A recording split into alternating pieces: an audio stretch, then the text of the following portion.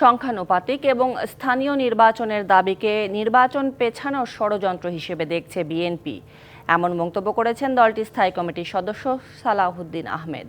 শনিবার সন্ধ্যায় আন্তর্জাতিক মাতৃভাষা ইনস্টিটিউটে যুদ্ধের ময়দান থেকে রাষ্ট্রের প্রধান জিয়াউর রহমান শীর্ষক স্মারক প্রকাশনা ও আর্কাইভ উন্মোচন অনুষ্ঠান শেষে সাংবাদিকদের প্রশ্নের জবাবে তিনি একথা বলেন।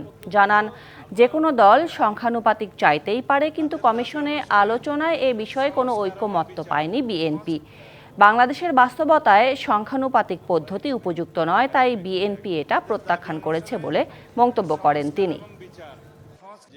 সেই পিআর পদ্ধতির নির্বাচনের মধ্যে আমরা কোনো ঐকমত পাইনি।